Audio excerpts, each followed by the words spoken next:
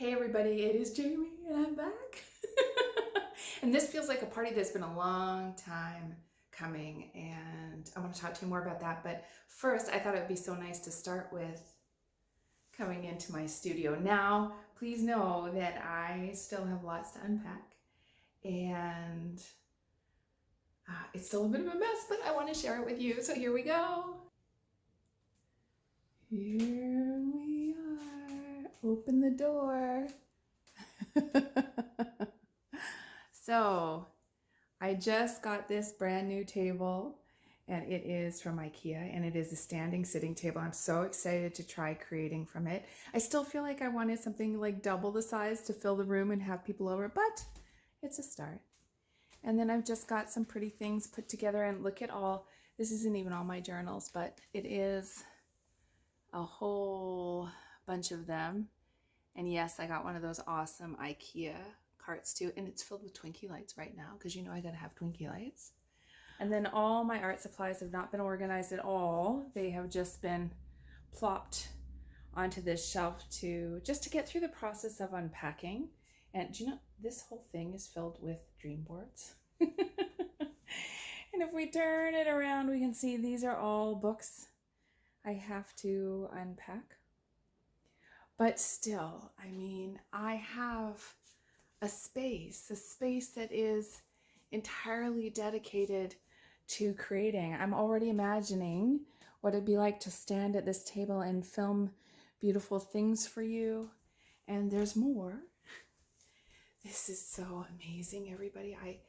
I still can't quite believe it. My Twinkie lights haven't officially been put up, but of course they had to be strung up, and my chandelier.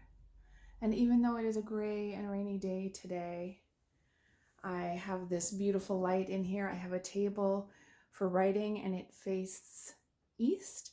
So as I'm writing in the morning, I get to watch the sun come up. And then this is where I will be filming the BTS. In fact, let me go there right now. I feel like I have to start officially. So, hey everybody, welcome behind the scenes here at Jamie Riddler Studios.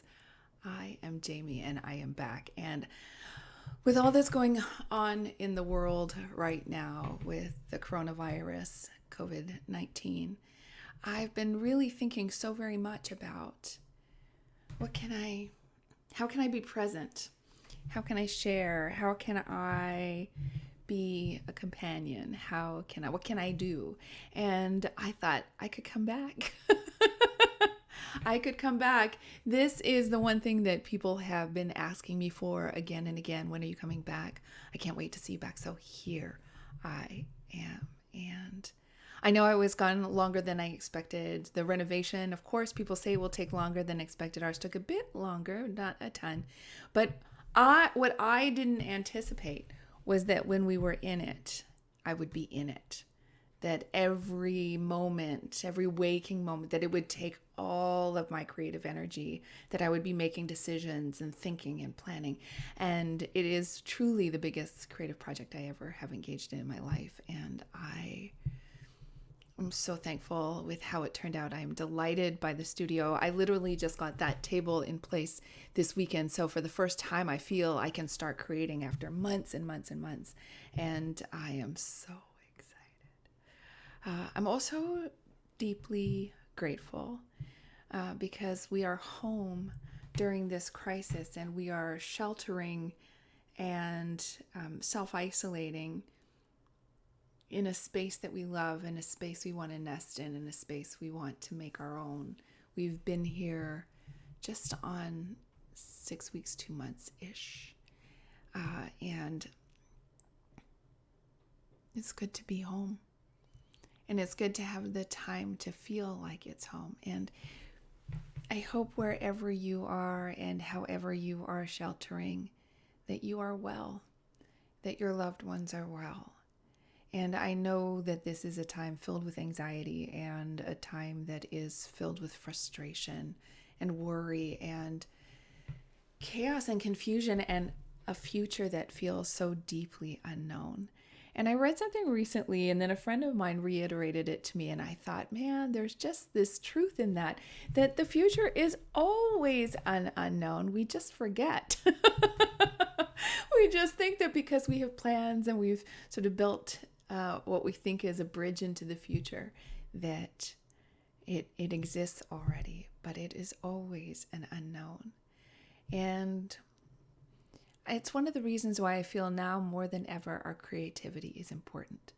We have to navigate this new frontier. We have to find our way of being in the unknown.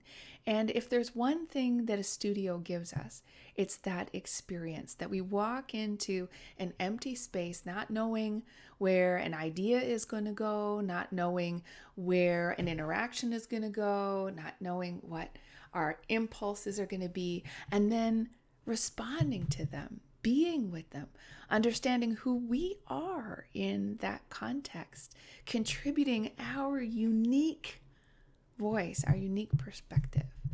And so that's why I think our creativity is more important now than ever. It's also important to us right now as a comfort. We can turn to our art and as a processing tool too, right? So we can spend time drawing or doodling or painting or knitting or baking or stitching or any number of things.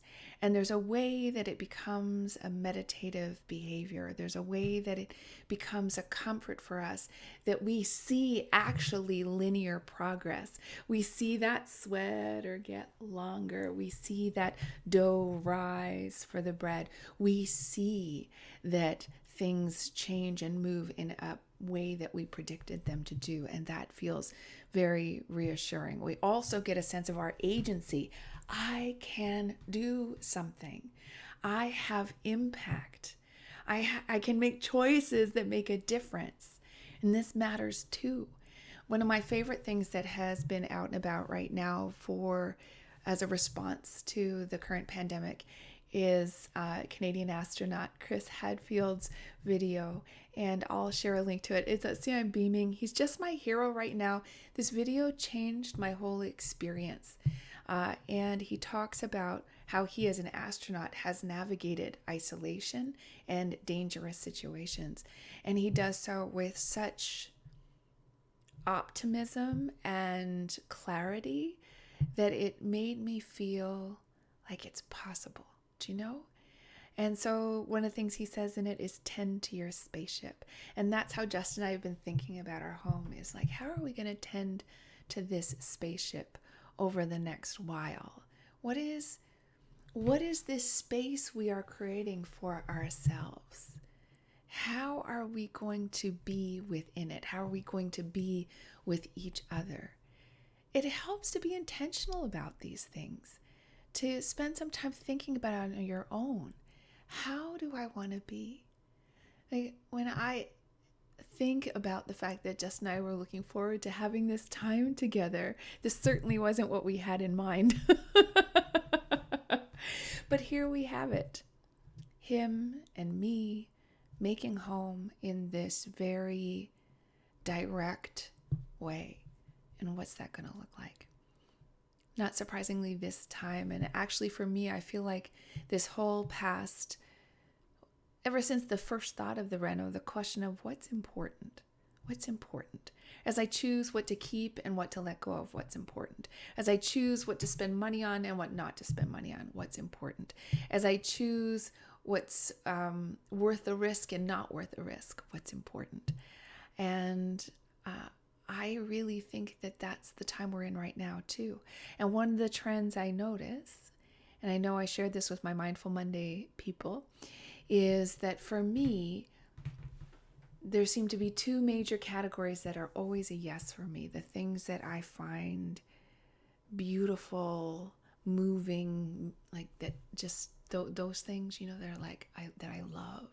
The things I choose out of love and beauty. And then the things that are essential, the things that work, the things we need, the functional. And I think this is creativity too, right? We have to know, how does this paint work If I'm going to build this sculpture, how will it stand up? If I'm going to design this room, how is it going to be used? What are the practical, functional things? And then also, what are the things we love? What are the things that draw us in? What are the things that welcome us into this space? All of those things. So those seem to be, for me, the essential filters. And that what I notice is, and I did this as I was unpacking, I unpacked the things that were essential, and then I unpacked the things that were beautiful. And then there's boxes and boxes of other stuff. And they're getting the lowest priority for me. And as I watch it, and as I start to live in a space where the things I truly feel are beautiful and the things that I'm truly finding essential exist, I'm feeling much more ready to let the rest go. I'm also, because of the current pandemic and staying inside, I'm really making different choices about how I want this inside to nourish me. I don't want to live inside a storage facility that is holding my past and that is holding things I can't let go of. I want to live in a space. It's like if I'm a flower, I want to live in a garden that has the right conditions for me to grow. I want the right amount of sunlight. I want the right amount of space. I need the right amount of soil. And so I'm really thinking about that as I make my choices.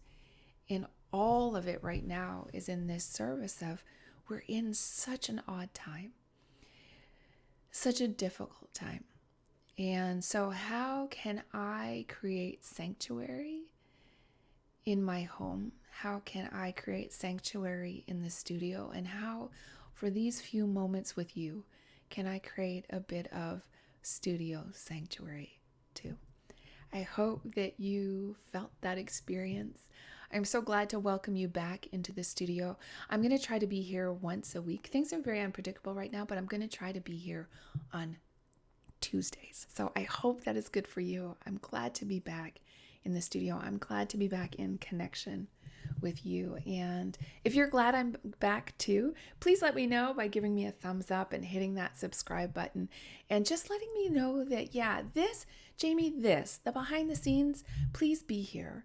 And that those are the signals, you liking, subscribing, and sharing it with other people. Those are the signals to me, and commenting, that I know that this is something I should show up for, that it matters to you, and that we are creating this space together, this creative, sacred place where we can explore what it's like to live your life as a studio, now more than ever. I am sending you so much love, and I'm sending love to all of your people and wishing you all very, very well. Take care of yourself, take care of each other, take care of your spaceship, and I'll see you next Tuesday. Bye.